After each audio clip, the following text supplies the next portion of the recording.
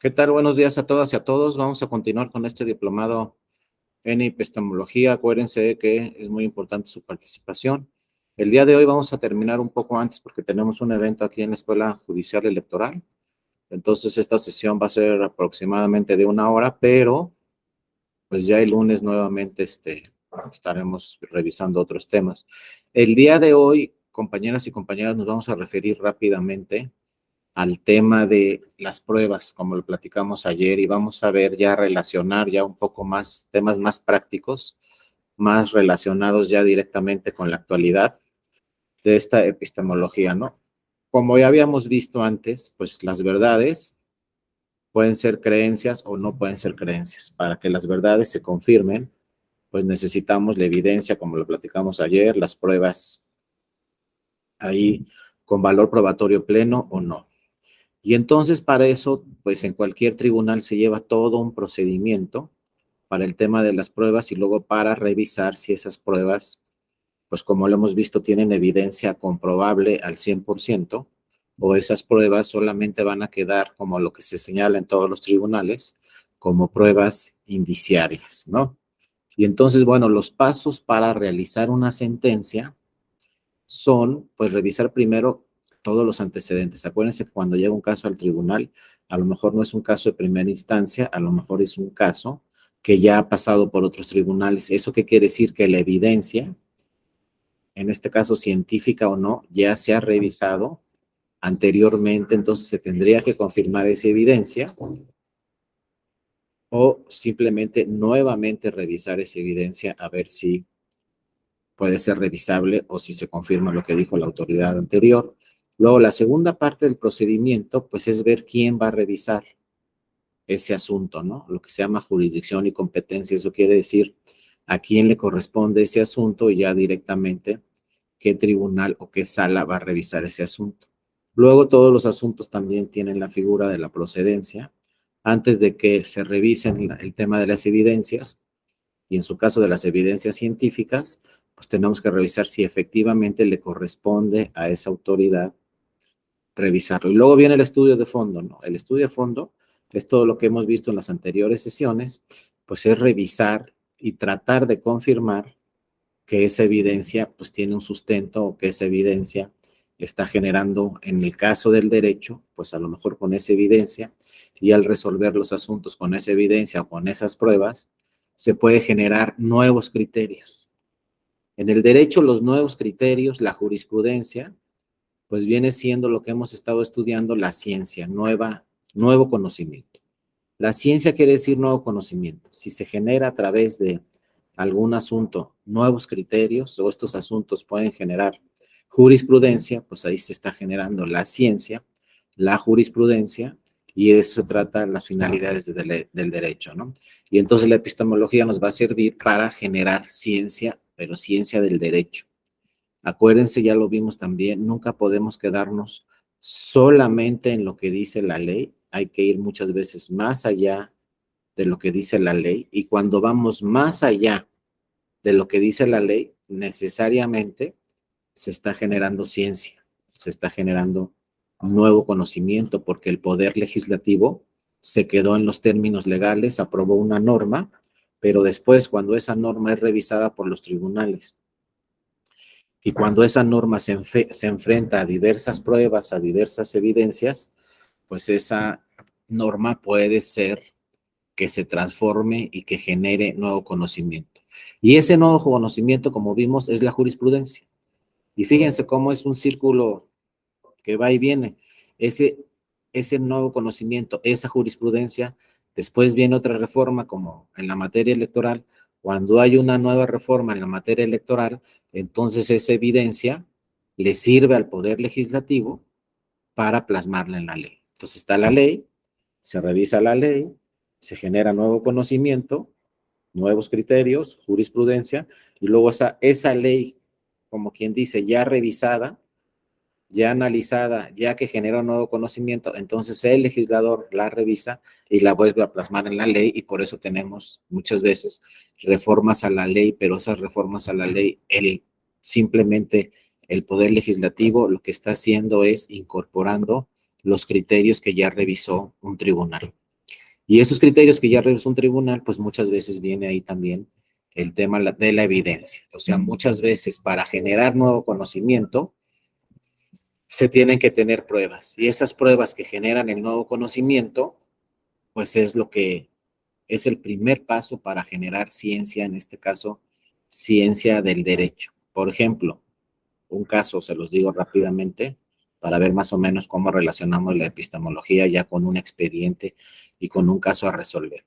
Aquí, por ejemplo, en México, de los 300 distritos que tenemos en el país, necesariamente los partidos políticos están obligados a que de esos 300, por una resolución del tribunal, de esos 300 distritos, en 21, bueno, eso era antes, ya con el plan B, ahorita se los platico, pero antes del plan B estaba obligado un partido político en 21 distritos registrar a puras personas que pertenezcan a una comunidad indígena, hombre o mujer, pero que pertenezcan a una comunidad indígena, en 21 distritos. Entonces llegaron muchos casos, después de esa resolución del tribunal, llegaron muchos casos aquí al tribunal diciendo, no, pues me quiero registrar y en este distrito 5 del estado de Michoacán, por ejemplo, y soy una persona que pertenece a una comunidad indígena, cumplo con el requisito. Pero luego llegaba otra persona, otra parte al tribunal, y le decía al tribunal, no es cierto, esa no es una persona que pertenezca a una comunidad indígena. Y entonces no le debes dar el registro en este distrito, porque este distrito es especial para personas que pertenecen a una comunidad indígena. En muchos casos así, lo que hace el INE y después lo que hace el tribunal es solicitar ante una autoridad, ante la autoridad respectiva, lo que se llama una pericial antropológica. Ahí viene el tema de la epistemología, ahí viene el tema de generar ciencia, ahí viene el tema de generar nuevo conocimiento. Esta prueba que se llama prueba antropológica la hace una autoridad especializada, entonces el tribunal solicita a esa autoridad especializada que realice esa prueba antropológica de esa persona. Se llama pericial antropológico. Y entonces esa autoridad le va a decir al tribunal, ¿no? ¿Sabes qué? Sí pertenece a una comunidad indígena, o sabes que no pertenece a una comunidad indígena por esto, esto y esto. Si la persona no pertenece, entonces se le va a negar su registro para la candidatura a esa diputación federal, porque no pertenece. Si pertenece, se le va a dar su registro. Pero vean cómo ya ahí se generó nuevo conocimiento en ese caso. Y entonces luego el tribunal puede emitir, por ejemplo, algún criterio, alguna jurisprudencia que señale las características que tiene que tener una persona que pertenezca a una comunidad indígena son estas. Ahí está ya la epistemología directamente en el derecho y directamente en un caso práctico. Otros casos prácticos muy importantes pueden ser, por ejemplo, también han llegado muchos casos al tribunal donde se dice, oye, ¿sabes qué? Esta persona es violentadora o se cometió violenta política en razón de género. Ya la sancionó el INE, pero yo quiero tribunal que revise la sanción y que la sanción sea más fuerte. Bueno, entonces imagínense que el tribunal revisa y diga se individualizó mal la sanción, tiene que estar sancionada de una forma más fuerte, lo que ustedes quieran. Y entonces, bueno, el tribunal dice, pues una de las sanciones va a ser que pierda su modo honesto de vivir. Porque como es una persona que ya está debidamente acreditada aquí en este tribunal, que ejerció violencia política en razón de género, como está debidamente acreditado, pues la sanción va a ser que pierda su modo honesto de vivir. Y entonces luego vienen los estudios y se han generado muchísimos estudios donde qué se entiende por un modo honesto de vivir. Y ahí se va a generar otra vez más ciencia, otra vez más conocimiento. Hay diversos criterios del tribunal que especifican qué se entiende un modo honesto de vivir. Y por ejemplo, en la sesión de la Suprema Corte del día martes, en esa sesión también se revisaron estos temas de un modo honesto de vivir. Se revisaron a fondo esos temas y también la Corte tiene su propia definición sobre un modo honesto de vivir. Entonces ya tenemos definición del Tribunal Electoral, que se entiende por modo honesto de vivir, y definición del Tribunal Electoral y también de la Suprema Corte, que se entiende por modo honesto de vivir. La Suprema Corte dijo, por ejemplo, el martes, que no debe ser un requisito de elegibilidad el modo honesto de vivir porque es muy subjetivo. Para unos el modo honesto de vivir quiere decir una cosa, para otros otra. Entonces el criterio de la Suprema Corte el martes fue que no puede ser un requisito para que esa persona sea elegible o no sea elegible. El tribunal decía que sí, la Suprema Corte dice que no, y acuérdense que cuando hay una contradicción de tesis se la resuelve en la Suprema Corte de Justicia de la Nación, pues queda obligatorio para todos y la decisión de la Corte es la definitiva. Entonces la Corte dijo no puede ser un requisito de elegibilidad porque es un concepto subjetivo. Para unos quiere decir una cosa, un modo honesto de vivir, para otros quiere decir otra. El tribunal decía, si ya se acreditó que ejerciste violencia política en razón de género, entonces eres una persona que no tiene modo honesto de vivir. La Corte dijo no, es distinto, cada quien le da una definición distinta, un concepto distinto, entonces no puede ser requisito de elegibilidad. Pero todo esto nació de la epistemología, de la ciencia, de generar nuevo conocimiento. La ley solamente, por eso les decía, siempre los tribunales generan nuevo conocimiento y van más allá de la ley. La ley nomás dice, debes de tener un modo honesto de vivir. No, pues para la ley está bien padre, pues tengo un modo, pero ya cuando llegan los casos a los tribunales, pues los tribunales dicen, bueno, ¿y a qué se refirió el legislador cuando decía tener un modo honesto de vivir? Porque a lo mejor en una comunidad el modo honesto de vivir quiere decir una cosa y en otra comunidad el modo honesto de vivir quiere decir otra cosa distinta. Simplemente hay sociedades más conservadoras y hay sociedades más liberales aquí en nuestro propio país. No hay personas que dicen que este estado son muy conservadores, que en este estado no, etcétera. Entonces imagínense definir ya exactamente qué se entiende un modo honesto de vivir. Sin embargo, el tribunal dijo, si ya te sancionaron por violencia política en razón de género, pues no tienes un modo honesto de vivir, porque sabes que eres una persona que violenta, ¿no? En este caso, en temas políticos, violencia política en razón de género. Pero llegó a la casa hasta la corte y la corte le dio la vuelta y dijo, no, cada quien tiene su propia idea de un modo honesto de vivir, entonces no puede ser un requisito de elegibilidad, aunque había el voto de 4 ministras o ministros contrario, no fue por unanimidad esa decisión del martes de la Corte, pero bueno, para, para términos generales, para lo que se está actualmente, pues modo honesto de vivir no es un requisito de elegibilidad. Y entonces, bueno, eso nace de un expediente. Entonces, ¿qué se estudia o qué es lo que se estudia para resolver un asunto, un litigio? Pues siempre que llega una demanda aquí al tribunal, pues se tiene que revisar qué se pretende, ¿no? La pretensión, qué está pidiendo, qué quiere la persona y luego su justificación. Tú llegas aquí, por ejemplo, al tribunal y dices, quiero que se anule la elección de diputaciones federales en el Distrito 1 de Colima. Esa es tu petición. Pero también debe llegar uno y decir, bueno, ¿cuál es mi causa de pedir? ¿Por qué quiero que se anule la elección? Y entonces tengo ahí que narrar una serie de hechos y también tengo que narrar una serie de agravios. Y todo esto que estoy diciendo en mi demanda, tanto hechos como agravios, tienen que tener un sustento probatorio. Porque yo puedo llegar a un tribunal y decirle, oye, en la elección tal pasó todo esto, y entonces quiero que se anule la elección, pero cualquier tribunal va a decir, bueno, ¿y yo cómo sé que pasó todo eso? Y ojo, en materia electoral, acuérdense que no está todavía la figura de ir a recabar más pruebas. Acuérdense que los magistrados y las magistradas del Tribunal Electoral no son autoridades investigadoras. Quien debe de llevar las pruebas es el que presenta la demanda ante el tribunal. Entonces, si yo narro una serie de hechos en mi demanda, necesariamente tengo que acreditar cada uno de los hechos que estoy narrando con las pruebas suficientes.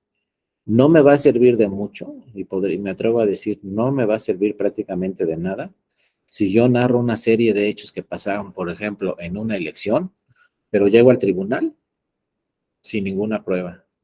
Pues el tribunal va a decir, bueno, sí, ya sé, me estás diciendo que pasó esto, que también pasó esto, pero no tengo ninguna prueba en el expediente. ¿Cómo voy a decir yo en mi sentencia, efectivamente, como pasó esto, si anula la elección, si no lo tengo la prueba, no tengo ahí la evidencia. Claro, la ley dice, ¿no? En muchas ocasiones la ley señala claramente que si le da tiempo a la magistrada o al magistrado puede ordenar inspecciones para mejor proveer, o sea, puede salir del tribunal y recabar más pruebas, pero la ley es muy clara, sí le da tiempo y además si esa prueba es necesaria y obligatoria para llegar a una decisión. Pero las inspecciones judiciales, que un tribunal salga a recabar más pruebas en materia electoral, es decisión discrecional de la juzgadora o del juzgador. Ellos deciden si hay que salir por más pruebas o no, y si da tiempo. En muchos casos en materia electoral, pues no da tiempo. Entonces, se va a tener que resolver los asuntos con las pruebas que se encuentren en el expediente. Por eso, la epistemología habla mucho de las pruebas, porque para generar nuevo conocimiento, necesitamos pruebas. Si no hay pruebas, no se va a entrar al fondo del asunto, y si no se entra al fondo del asunto, pues el conocimiento va a quedar igual. No va a haber pensamiento crítico como lo hemos analizado, no vamos a ir más allá de lo que ya tenemos porque llegó una persona con una demanda, nos narró una serie de hechos, pero esos hechos no están acreditados con pruebas, ¿no? Entonces, bueno, la prueba en materia electoral es fundamental, la prueba en materia electoral es indispensable. Entonces, vean, aquí son las partes a la hora de presentar una demanda. Si yo voy a ser litigante, vengo al tribunal y le digo, mira, mi pretensión es esta. La pretensión, conforme lo señalan las reglas de los italianos que se plasmaron prácticamente en todo el mundo, los italianos fueron los primeros y son especialistas en temas probatorios, ellos señalaron estos elementos, ¿no? Desde hace muchísimos años. Dijeron, si tú vas a llegar con una demanda, tienes que decirme cuál es tu petición y cuál es tu causa de pedir, ¿no? Tu petición, como ya vimos, es lo que se le solicita el actor al juez. Es lo que le solicita quien presenta la demanda al juez o a la jueza, ¿no? Como vemos aquí, que se anula la elección. Fundamentos de derecho son los preceptos constitucionales o legales presuntamente violados. Entonces voy a llegar, quiero que se anule la elección y luego la causa de pedir se divide en dos partes. ¿Cuáles son las normas que considero que se están afectando? Y las razones de hecho. Esto siempre han dicho los italianos, estas no se nos pueden pasar para que el juez tenga o advierta que sucedió algo, necesita el tema probatorio. Entonces, las razones de hecho son los acontecimientos que se explican en la demanda. Mira, pasó todo esto en la elección, por eso quiero que se anule la elección. Y ojo, las razones de hecho se dividen en tres capítulos fundamentales. Todas las demandas en cualquier parte del mundo tienen estos tres capítulos: los hechos, los agravios y las pruebas. Pero fíjense que también cuando uno platica con los italianos especialistas en pruebas, nos dicen, es que en la demanda no podemos poner hechos, porque los hechos ya quedaban en el pasado. Los hechos son lo que verdaderamente sucedió realmente, ¿no? Por ejemplo, en una casilla pasó, se robaron el paquete en una casilla con las boletas. Bueno, ese es el hecho. Pero ese hecho quedó el día de la jornada electoral. Lo que traen las partes al tribunal son sus argumentos. Entonces dice, la demanda no debe decir los hechos, la demanda debe decir consideraciones del actor que está señalando, porque luego va a llegar el tercero interesado con otras consideraciones diferentes. O sea, uno nos va a narrar unos hechos y otro nos va a narrar otros hechos distintos, los contrarios, porque el que ganó va a decir esto no pasó y el que perdió va a decir anula la elección porque esto sí pasó. Entonces, ojo, lo que llegan en las demandas no son los hechos, son argumentos de las partes. Todos los italianos dicen, la demanda debería decir, ponme los argumentos, los agravios y las pruebas, o ponme tus argumentos, pero no me pongas los hechos, porque yo voy a ser el que va a decidir cuáles son los hechos. Yo como autoridad, yo como árbitro, tú nada más me vas a decir argumentos, tú vas a llegarme con argumentos, narración de argumentos, pero bueno, ya en toda Latinoamérica se marcan como hechos, pero en realidad los hechos los va a definir el juez, no las partes. Pero bueno, yo llego en mi demanda con los hechos, digo, pasó todo esto, estos son los agravios. Y claro que lo que va a revisar el juez a fondo es si esos hechos coinciden con tus pruebas. Por ejemplo, no, es que esta persona no pertenece a una comunidad indígena, niégale su registro. Esos son los hechos. Las pruebas, pues vamos a tener que solicitar una pericial antropológica a ver si esos hechos que me está diciendo esta persona son ciertos o no. Cuando llegue el resultado de la prueba antropológica, la autoridad especialista nos va a decir si pertenece a una comunidad indígena o no pertenece a una comunidad indígena. Imagínense que en la demanda le pusieron no pertenece. Esos son los hechos.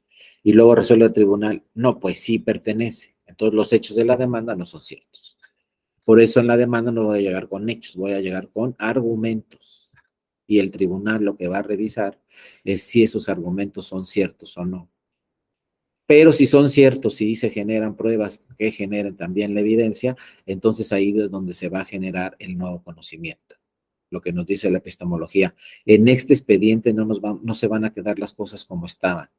En este expediente, cuando se resuelva el asunto y se emita una sentencia, en la sentencia se va a decir, se considera que una persona pertenece a una comunidad indígena cuando cumpla con todos estos elementos. Ahí está el nuevo conocimiento.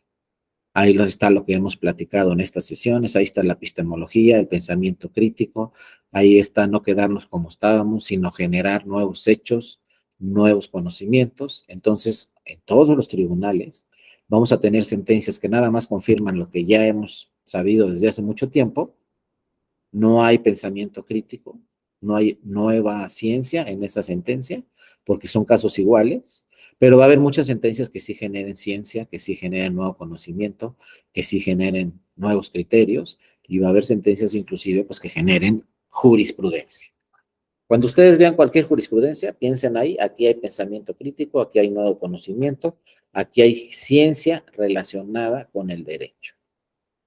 Cualquier jurisprudencia que analicen de la Corte, del Tribunal Electoral, de la Corte Interamericana de Derechos Humanos, de los tribunales europeos, etcétera, cualquier jurisprudencia que vean, ahí hay epistemología, ahí hay nueva ciencia, nuevo conocimiento, que ese conocimiento, como vimos, después se puede trasladar a la ley y que ese nuevo conocimiento ya quede plasmado en la ley. Pero pues de eso se trata, ¿no? La epistemología. Entonces, siempre que tengamos un caso donde se pueda generar nuevo conocimiento, tenemos que irnos para allá. Como el modo honesto de vivir, no puedo decir, como la ley dice modo honesto de vivir, pues tú no tienes modo honesto de vivir. No, pero ¿cuál es la definición? ¿Por qué no tienes modo honesto de vivir? ¿Qué considero yo por modo honesto de vivir? ¿O qué considero que no es modo honesto de vivir? Les digo, aquí fíjense, inclusive se generó conocimiento y luego ese conocimiento generó una contradicción. Porque el tribunal, este tribunal electoral dice, si te sancionan por violencia política en razón de género y se acredita y queda sancionado, ya no tienes modo honesto de vivir. La Corte dice, no lo podemos definir así porque cada quien tiene un concepto diferente del modo honesto de vivir. Entonces vean, ya en los últimos máximos tribunales constitucionales, uno tiene un criterio y el otro tiene otro criterio. También cuando nos encontramos con este nuevo conocimiento que se está discutiendo, que se está debatiendo, que se están haciendo interrogantes, que se tienen que contestar todas esas interrogantes, como nos decían los filósofos de la antigua Grecia, a lo mejor ahorita ustedes me dicen, no, pues yo estoy con lo que dice el tribunal, y otros me van a decir, no, pues yo estoy con lo que dice la Suprema Corte. Pero vean, ya está la discusión, ya están las interrogantes, ya se está generando duda, pero cuando entremos a estos puntos, también es muy importante, siempre yo, por ejemplo, cuando veo que esto dijo el tribunal, y luego veo, híjole, pero esto dijo la Corte, ¿a quién le hago caso? ¿No? Claro, lo obligatorio es lo que dijo la Corte, en la contradicción de tesis. Pero luego entonces, cuando tengamos así dudas, también es muy importante revisar el nuevo conocimiento que hay en otras partes del mundo. A ver, estos casos han llegado a tribunales internacionales que han dicho, ha llegado a la Corte Interamericana de Derechos Humanos algún tema de modo honesto de vivir, ¿qué ha dicho? Ha llegado al Tribunal Europeo de Derechos Humanos el modo honesto de vivir, ¿qué se ha dicho allá? ¿Algún tribunal constitucional europeo o en la Corte de Estados Unidos o en Canadá o en Latinoamérica? Entonces vean cómo ya las nuevas tecnologías, ya no estamos como Aristóteles, que los juntaba ahí a 5 personas y se ponían a discutir en su famosa escuela que ya estudiamos. Ahora, pues con la tecnología podemos revisar en todo el mundo. Si ustedes ponen en internet modo honesto de vivir definiciones, les salen de todo el mundo. Sentencias de todo el mundo, jurisprudencia de todos, tribunales de todo el mundo. Entonces, cuando tengamos esta duda, pues no perdemos nada en revisar en qué se dice en otros países. Aunque, ojo, lo obligatorio aquí en México hasta ahorita, pues es lo que dijo la Suprema Corte de Justicia de la Nación. Dijo el término es ambiguo, no es objetivo, no se entiende exactamente qué se entiende modo honesto de vivir para todas las personas, entonces no puede ser un requisito de elegibilidad. Habrá que irse por otro lado, pero no porque tengas una sanción y te digan pierdes el modo honesto de vivir, ya por eso no puedas competir en las próximas elecciones sin saber exactamente pues qué opina cada persona del modo honesto de vivir. No hay un concepto general y entonces no va a ser un requisito de elegibilidad. Pero vean, se cumplieron con todos estos supuestos para revisar y para elaborar una demanda, ¿no? Por eso les digo, las pruebas es un documento esencial para generar nuevo conocimiento. Ahora, el análisis de las pruebas. Ahora pasamos a otra parte muy importante, cómo vamos a analizar y cómo vamos a valorar estas pruebas. Ahí también se ha generado mucho conocimiento nuevo, porque no nomás es voy a ver la prueba, no, hay que valorarla primero. Como yo les decía, hay pruebas con valor probatorio pleno y hay pruebas que nomás están ahí, como pruebas indiciarias. Imagínense si a un tribunal llega una nota de un periódico. ¿Ya con eso resolvemos? ¿Con la simple nota de un periódico o tendremos que revisar otros temas? ¿Y qué valor tiene, en este caso, qué valor probatorio tiene una prueba? Una simple, sencilla nota periodística, ¿no? Entonces vamos a ir revisando poco a poco el día de hoy y en la próxima sesión, pues cómo se valoran las pruebas, sobre todo en la materia electoral, qué características debe tener un documento para que sea pues una evidencia, ¿no? Para que sea, como se dice en la ley, una documental pública con valor probatorio pleno y cuándo no van a ser documentales públicas con valor probatorio pleno. Entonces, bueno, nos dicen primero, también los italianos, cuando generes un hecho, cuando digas en tu demanda, esto es lo que pasó, se tiene que identificar ese hecho. No puedes decir, por ejemplo, se quemó un paquete el día de la jornada electoral. Lo primero es identificar el hecho. Ah, se quemó un paquete, ¿dónde? ¿En qué lugar? ¿En qué casilla? ¿Qué número de casilla? ¿A qué hora? ¿Quién lo quemó? Pues tú narras todos esos hechos y luego viene lo problemático, la comprobación. A ver, efectivamente, compruébame que era esa casilla, compruébame que estaba ahí, compruébame que se quemó el paquete, compruébame a qué hora se quemó el paquete, compruébame quién quemó el paquete. Entonces, siempre los hechos que narremos en algún documento tienen que contar con estos dos elementos indispensables. La identificación del acontecimiento, del hecho, de lo que sucedió. Hay que explicarlo, identificarlo plenamente en la demanda. Y dos, la comprobación de los hechos. Eso que me estás narrando en tu demanda como un hecho, compruébamelo necesariamente. Y para eso voy a tener que generar evidencia importante y que esa evidencia importante diga, mira, aquí está la prueba. Y luego viene la segunda parte, el tribunal cómo va a valorar esa prueba, porque a mí me va a decir quién presentó la demanda. Mira, aquí está la prueba, pero después de la prueba, pues se tiene que valorar. Pues va a llegar ese documento aquí al tribunal y el tribunal va a tener que analizarlo y decir si es cierto lo que dice esa prueba, no es cierto, tiene valor probatorio pleno esa prueba o no tiene valor probatorio pleno ese documento, esa prueba.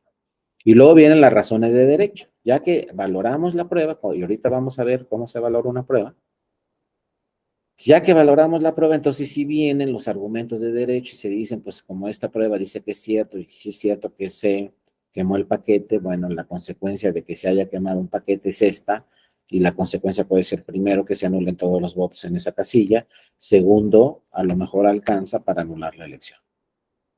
Pero también a lo mejor alcanza para generar un nuevo conocimiento y nos dice el tribunal, por ejemplo, en alguna jurisprudencia, pues determinado tema de las casillas o de las boletas o de qué sucede cuando se queman las boletas dentro de un paquete.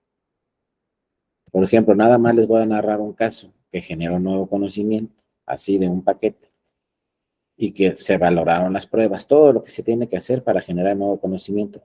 Pero fíjense lo importante que fue generar ese nuevo conocimiento.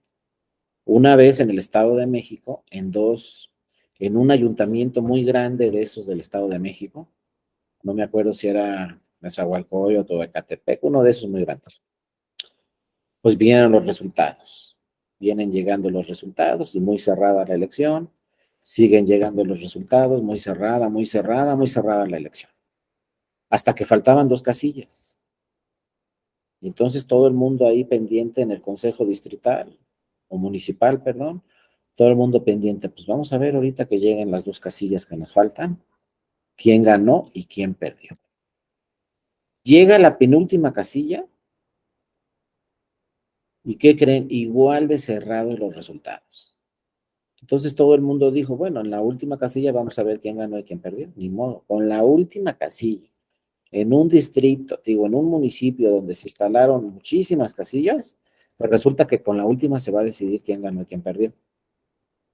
¿Y qué creen? Nunca llegó el último paquete. No llegó. Y con ese paquete íbamos a saber cuáles fueron los resultados. Y por ahí dijeron, no, pues lo quemaron. El paquete ahí saliendo de la casilla, quemaron el paquete, con todas las boletas y todas las actas y todo. Entonces, bueno, llegó el caso al Tribunal Electoral del Estado de México. Y dijeron, pues si no tenemos boletas, si no tenemos el acta original, pues no hay nada más que anular la elección, porque no sabemos quién ganó. Se quemaron las boletas, se quemó el acta de escrutinio y cómputo original, no sabemos quién ganó, se anula la elección. Pero vean, hasta ahí estaba el conocimiento. Todavía no había ciencia sobre ese tema, no se generaba nuevo conocimiento. Pero obviamente, pues se fueron a la sala superior en contra de la sentencia del Tribunal Electoral y llegan a la sala superior. Y entonces llega ese asunto a un magistrado y el magistrado dice, pues, ¿cómo le vamos a hacer? Entonces dice el magistrado, no, pues, ¿saben qué? Voy a dictar un acuerdo de una inspección judicial. Y entonces, pues mandó a las personas a la casilla donde se quemó el paquete. Y ojo, se los digo, no hay crimen perfecto, no sé que nunca traten de matar a nadie, no les conviene, pero para nada. Que no hay crimen perfecto. Cometieron un error estas personas, ¿eh? Dicen que era un grupo organizado. Yo todo digo dicen porque acuérdense, yo soy abogado y si no veo la prueba, pues no les creo, hasta claro. Pero dicen que fue el crimen organizado el que quemó el paquete porque quería que se anulara la elección. El crimen organizado, porque ya saben, el candidato que querían que ganara no ganó, etcétera. Pero cometieron un error. Por eso les digo, no hay crimen perfecto. ¿Saben qué se les olvidó quemar? El cartelón que está afuera con los datos publicados. Y ese cartelón que está afuera con los datos publicados de la casilla, los resultados, lo firman las funcionarias y los funcionarios de mesa directiva de casilla. Al firmarlo ellos y ellas, ya quiere decir que tiene valor probatorio pleno. Fíjense que esta evidencia es cierta, si nos vamos a la ciencia. Si no la firman las representaciones de los partidos, no importa. Lo que le da validez a cualquier acta que se firma en la casilla son las firmas de las funcionarias y los funcionarios. Si quieren firmar los representantes de los partidos, pues mucho mejor. Pero si no firman, no importa. Lo que le da validez son las firmas de funcionarias y funcionarios, porque lo que firman el día de la jornada electoral son documentos públicos. Aunque sean nuestros vecinos y nuestras vecinas, todo lo que firman en la casilla son documentos públicos. Yo pensé que nos íbamos a salvar de esto en el 2024, pues no nos salvamos. Para el 2024 vamos a seguir con actas de papel, llenándolas y firmándolas. Entonces sí es muy importante saber, necesitan la firma de las funcionarias y los funcionarios. Luego dice un partido, yo no la firmo, pues no te preocupes, no la firmes. Ya la firmamos nosotros funcionarios, ya tiene validez. Si la firma el partido, pues mucho mejor. Y luego el partido la puede firmar bajo inconformidad. Puedo decir, yo estoy firmando esta acta, pero no estoy de acuerdo. Y listo. Pero bueno, ese cartelón que estaba afuera con los datos publicados, como estaba firmado, pues dijeron el tribunal, tiene valor probatorio pleno. Estos resultados se entienden como ciertos. Pero luego fíjense, otra prueba, y vean cómo se generó la ciencia muy importante. Primero se dijo, el cartelón que está afuera tiene valor probatorio pleno. Pero luego se citaron a los partidos. Afortunadamente en esa elección tan cerrada y tan grande, participaron solamente 2 coaliciones, era todo. No había candidaturas independientes y no había partidos políticos que participaran solos. O sea, la elección se dividió en 2 grandes coaliciones, creo que cada coalición de 4 partidos. Entonces citaron a las 2 coaliciones, ya llegaron las 2 coaliciones al tribunal y el tribunal les dijo, pues a ver, enséñame tu acta de escrutinio y cómputo, la que te dieron ahí en la casilla. Acuérdense que en todas las casillas pues hay un original y del original se desprenden varias copias al carbón. Estas copias al carbón se las dan a los representantes de los partidos políticos. Pero ojo, primer punto, ¿no? Que genera ciencia. Copias al carbón, ya no es original. Entonces llegaron las 2 coaliciones al tribunal y presentaron su copia al carbón. Afortunadamente, el acta de escrutinio y cómputo en esa casilla se había llenado sin errores. Las actas al carbón que presentaron los partidos no tenían errores. Y además las 2 actas al carbón que presentaron los partidos, pues se desprendían de un original, no tenían error y coincidían, que era lo más importante. La que presentó el partido 1 coincidía exactamente con la que presentó el partido 2. Después se revisaron esas 2 actas al carbón frente al cartelón que estaba afuera publicado y coincidían los resultados.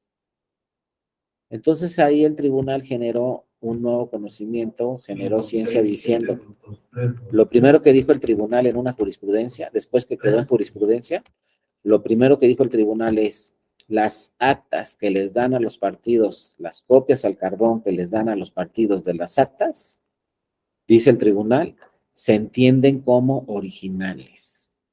Es el primer criterio, ¿no? Que genera un nuevo conocimiento que hasta la fecha sigue vigente. O sea, ya da pena frente a otros países en el mundo decir que todavía tenemos actas al carbón en México en los procesos electorales. Pero es la verdad. En México, todavía a la fecha, tenemos actas al carbón. Entonces, esa jurisprudencia que les estoy hablando de un caso de hace 15 años, creo, algo así, pues sigue vigente. Y esa jurisprudencia dice, las actas al carbón que se desprenden de un acta original se entienden como originales. Fue lo primero que dejó ese asunto.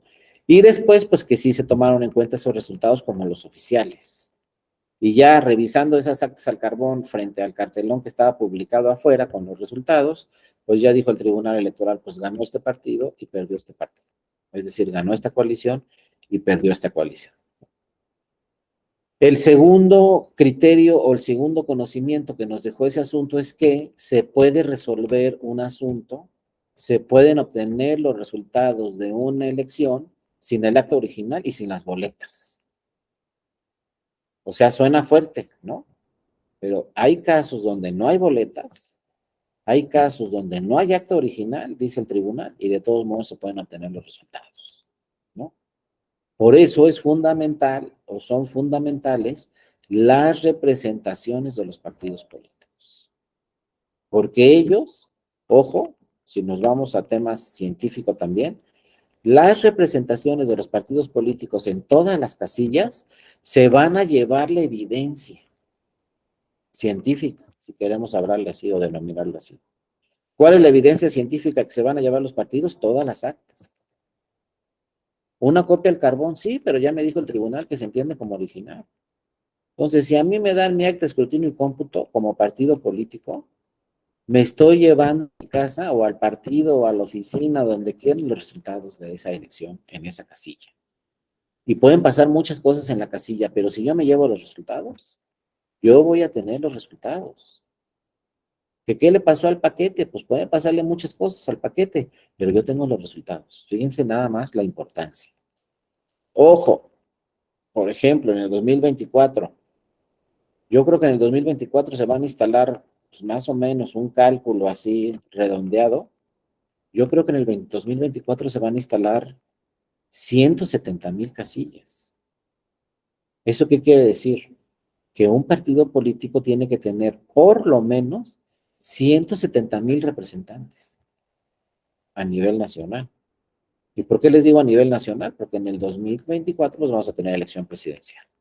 Entonces, los partidos que están ahorita con registro, pues ya tienen que estar pensando que para la elección presidencial necesitan un representante en cada una de esas 170,000 casillas.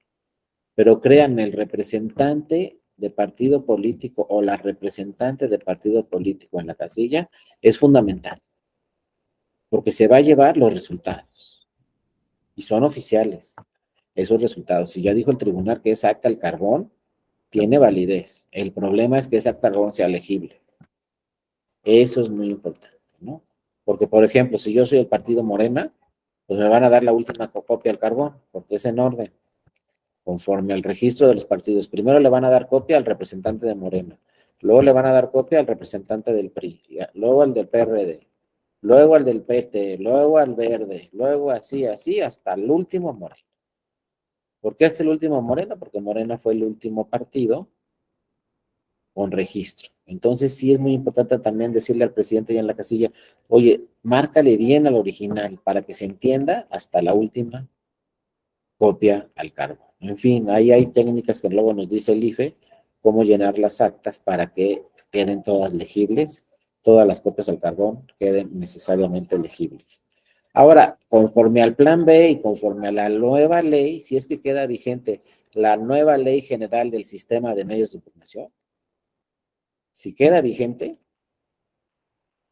pues entonces la nueva ley nos dice que ya solamente va a haber un acta en la casilla. ¿Cuántas actas hay ahorita? El acta de jornada electoral, el acta de escrutinio y cómputo, el acta de clausura y la hoja de incidentes. Bueno, dice el plan B, que creo que es algo muy bueno del plan B, dice, ahora como ya nada más se va a llenar una sola acta. Entonces, en una sola acta va a venir todos los datos de la jornada electoral, todos los datos de escrutinio y cómputo, todos los datos de clausura. Por lo menos vamos a ahorrar muchísimo dinero y vamos a salvar muchísimos árboles, porque en vez de tener 3 actas por casilla, tendremos solamente una y por elección, ojo, porque el acta de escrutinio y cómputo es una para cada elección. Entonces, por ejemplo, en la Ciudad de México en el 2024 se tendrán que llenar 6 actas de escrutinio y cómputo, una por cada elección. Entonces, imagínense todo lo que se tiene que imprimir de papel, más las copias para todos los partidos. No, no, es muchísimo. Entonces, por lo menos está bien que diga la ley, ¿sabes qué? Va a ser acta única. Así se va a llamar acta única y entonces todos los partidos, pues sí es muy importante que se lleven una copia legible de esa famosa acta única, porque ahí se van a llevar todos los acontecimientos que sucedieron en la casilla. Y como ya vimos, las jurisprudencias, el nuevo conocimiento que ha generado el tribunal, pues ya nos dijo todas esas actas que tengas en la casilla van a tener, ¿no?, valor probatorio pleno. Y luego vienen también otros temas muy importantes de interpretación que también generan ciencia. Acuérdense, la interpretación también genera ciencia, genera nuevo conocimiento. Simplemente les pongo este caso sencillísimo que muchas personas lo manejan. Este caso es sencillísimo para ver cómo se genera nuevo conocimiento.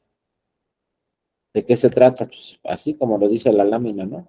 Si yo les pregunto, ¿ese es un pato, un conejo? ¿Qué me van a decir? Algunos me van a decir, mira, eso que está de mi lado izquierdo, que está de su lado derecho, no me van a decir, mira, esos son las orejas del conejo. Y otros me van a decir, no, mira, esas son el pico del pato.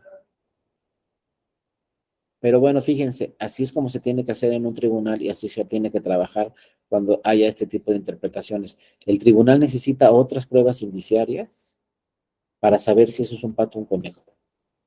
Muchos van a decir es un pato, otros van a decir un conejo. Aquí lo que nos va a salvar es otra evidencia.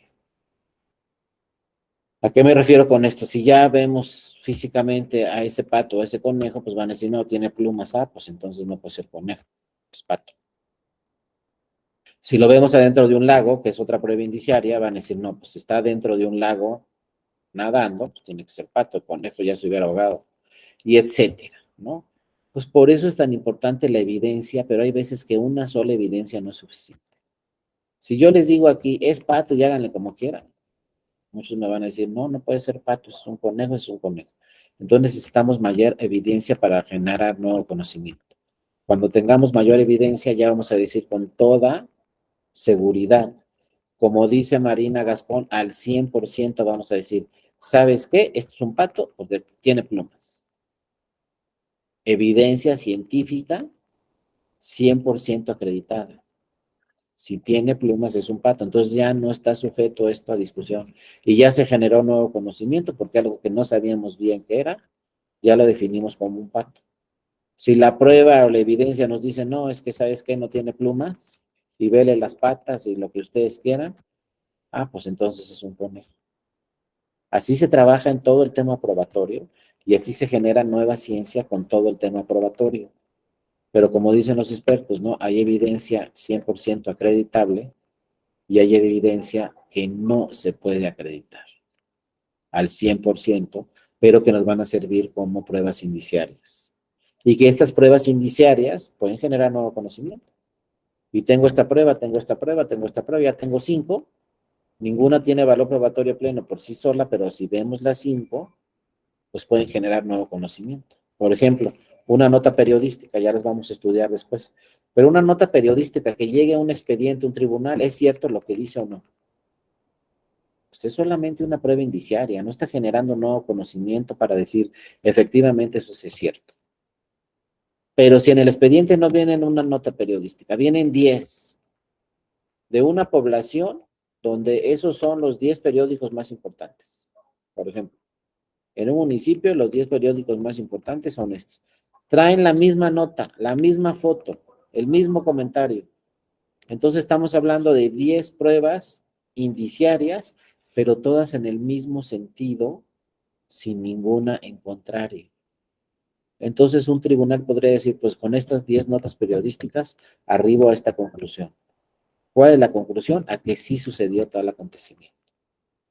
No tengan ninguna evidencia al 100%, ¿eh? Todas son notas del periódico, pero pues, son notas del periódico muy conocidas, los periódicos muy reconocidos. Nadie dice que no es cierto lo que dice el periódico, o sea, no tenemos ninguna prueba en contrario, entonces, por lo tanto, podemos arribar a la conclusión, sin ningún problema, que sucedió eso, como lo narran los periódicos. Ahora, caso contrario sería si tenemos 5 pruebas, 5 notas del periódico que dicen una cosa y 5 que dicen otra, entonces ya no nos van a servir las notas periodísticas. Ya tenemos que buscar otra prueba, otra evidencia más importante, porque las notas periodísticas, 5 dicen una cosa, 5 dicen otra cosa distinta, no nos va a servir. No va a haber más ciencia y no se va a poder definir si ese caso es cierto o ese caso no es cierto. Pero las pruebas con la epistemología tienen esas funciones tan importantes, ¿no? Muchas veces con las pruebas se genera nuevo conocimiento y ese nuevo conocimiento pues es ciencia. Claro, a lo mejor en el derecho no le damos tanta importancia. Decimos, pues se generó una nueva jurisprudencia que va más allá de la ley y punto. Le damos mucho más importancia a la epistemología en las ciencias exactas, o en la biología, en la química, en la física, ahí le damos mucho mayor importancia porque se resuelven casos pues, que afectan, por ejemplo, pues, a todo el mundo. Como les digo, inventamos la vacuna contra la pandemia, pues claro que eso llama mucho la atención porque se inventó la vacuna contra el COVID y esa vacuna pues va a servirle a todo el mundo. También generó ciencia. Pero lo mismo en el derecho es una jurisprudencia, es igual. Así decía la ley, así se tenía todo antes de que llegara este caso. Con este caso se valoraron estas pruebas, generaron nuevo conocimiento, hay una jurisprudencia que va más allá de todos los casos que había antes y de lo que dice la ley. Y ahora hay que atender a esa nueva jurisprudencia, a ese nuevo conocimiento. Es igual que la vacuna. Nomás que aquí estamos hablando del derecho y en la vacuna pues estamos hablando de la vida, ¿no? De todas las personas. Pero eso se trata de la epistemología, eso se trata el pensamiento crítico, discutirlo. Vean cómo aquí lo del conejo se puede discutir. Y les decía, eso lo dijo Aristóteles, hay que discutirlo. No puede ser que una persona diga es conejo y ya ahí la dejamos si es conejo. Se tiene que discutir, se tiene que generar duda. Eso es lo que él llamó la escuela. Vamos a juntarnos aquí una serie de especialistas, discutir y generar dudas si eso es un pato o es un conejo. Antes no tenían evidencia científica, ¿no? Los pensadores griegos no tenían evidencia científica, pero poco a poco se ha ido recurriendo a eso y claro, ahorita cualquiera nos podría decir, pues rápidamente, en un segundo es un conejo, es un pato, nada más viendo si tiene plumas o no, y listo, ¿no? Por ejemplo. Pero bueno, así es como se va generando la nueva. Y luego viene otro tema importantísimo, ¿cómo lo vamos a explicar? Si yo les pregunto, a ver, díganme, ¿por qué la vacuna en vez de tardar 5 años tardó año y medio? No vamos a saber, porque no somos especialistas en ese tema. Y a lo mejor quizá porque no se ha explicado específicamente qué fue lo que sucedió. A nosotros nos agarraron ahí a todos en curva, yo creo, y nos dijeron, o te la pones o a lo mejor te mueres. Entonces todos nos pusimos la vacuna. Bueno, yo creo que casi todos. Pero fíjense, nadie nos explicó exactamente por qué en vez de 5 años se tardaron año y medio. ¿Qué fue lo que hicieron? ¿Cuál fue el motivo por el que pudieron avanzar rápidamente? Y lo que antes hacía la ciencia en 5 años, y antes lo hacía en 10, y antes en 20, y nos tardamos 100 años para lo de la rabia, lo que quieran. Ahora en año y medio. Y a lo mejor después esa vacuna la van a hacer en un año, y luego en 6 meses, y luego en 3 meses está lista la fórmula, lo que ustedes quieran. Pero hay que explicarlo. Y en el derecho es fundamental. Hay que explicar todo, por qué se generó ese nuevo conocimiento. Hay que explicar, por ejemplo, por qué el acta esta que vimos al carbón se entiende como un original. Y por qué los datos que están en un acta al carbón son datos ciertos. Ojo, eso nunca se les olvide la explicación. Es fundamental. Si yo voy a presentar una demanda, tengo que explicar muy bien lo que quiero. Y si voy a resolver un asunto como tribunal, también tengo que explicar perfectamente por qué estoy resolviendo ese asunto de esa forma. ¿Por qué estoy diciendo del acta al carbón? ¿Por qué estoy diciendo del modo honesto de vivir? ¿Por qué estoy diciendo que es pato y que no es con? Así lo tengo que explicar. Y ojo, eso lo vamos a ver la próxima sesión. Con términos ciudadanos, entendibles. A ver que un doctor nos diga, mira, la vacuna duró año y medio en crearse. Nos lo digan 3 renglones, por esto, esto y esto. Pero con términos ciudadanos, porque si no, nunca vamos a entender. Y también el juez nos debe de entender, y para que el juez nos entienda, tenemos que plantear una demanda de una forma muy clara y explicarle muy bien la evidencia que va en esa demanda. Y luego cuando llega el asunto al juzgado, ahí la juzgadora o el juzgador también tiene que explicar perfectamente por qué está tomando esa resolución y que la entienda toda la ciudadanía. Y luego máximo, si estamos hablando del tema electoral. Porque, ojo, también el derecho se divide y se clasifica derecho público, derecho privado. Por ejemplo, un amparo que se resolvió sobre el divorcio de dos personas. Pues eso no es público. No tenemos que saber en todo México qué fue lo que pasó en ese caso y cómo se resolvió. A lo mejor si generó nueva jurisprudencia, pues ver cuál es el nuevo criterio, ¿no? Que pensión alimenticia, no sé qué cosa. Bueno, ese es el nuevo criterio. Pero no tenemos que saber qué pasó en ese caso, porque es derecho privado. ¿Qué hizo el esposo? ¿Qué hizo la esposa? ¿Qué pasó? ¿Por qué se divorciaron? ¿Quién exige la custodia? ¿Por qué le exige uno? ¿Por qué le exige el otro? ¿Cuál tiene razón? Nada más el último criterio, ¿no? Que podría ser un tema de pensión alimenticia, algo así. Pero el electoral, ahí sí. Porque cualquier sentencia en materia electoral nos afecta a toda la ciudadanía. Porque la materia electoral habla del voto y de la democracia.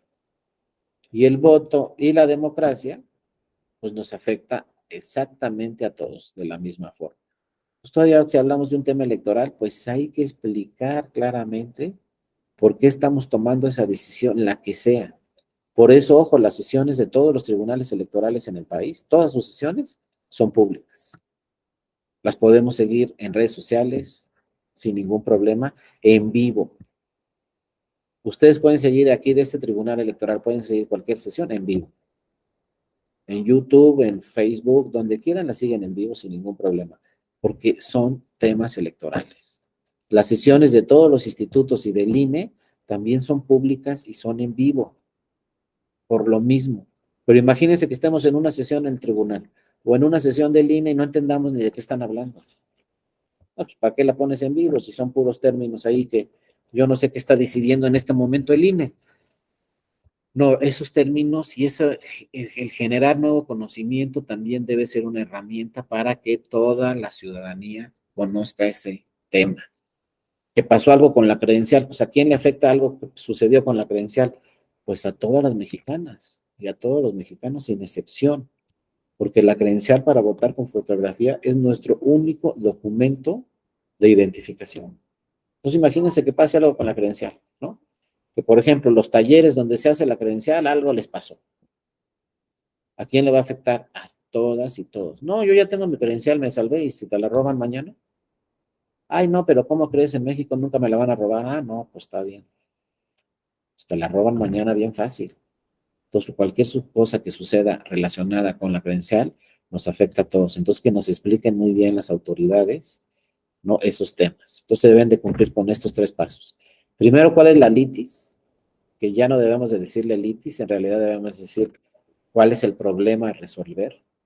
Litis lo traemos desde hace siglos, pero litis no es una palabra ya del 2023. Para que le entienda la ciudadanía hay que decir en vez de litis, problema a resolver. ¿Cuál es el problema a resolver? Y cuáles son las pruebas que presentaron las partes para ese problema a resolver. Después, ¿cómo voy a hacer mis argumentos en mi sentencia? ¿Cómo le voy a explicar a toda la ciudadanía quién tiene razón y quién no tiene razón? Y cómo voy a explicar cómo valoré esas pruebas. Que también vamos a ver ese tema mañana, cómo se deben valorar las pruebas rápidamente, qué tipos de pruebas tenemos y qué tenemos que hacer para valorarlas.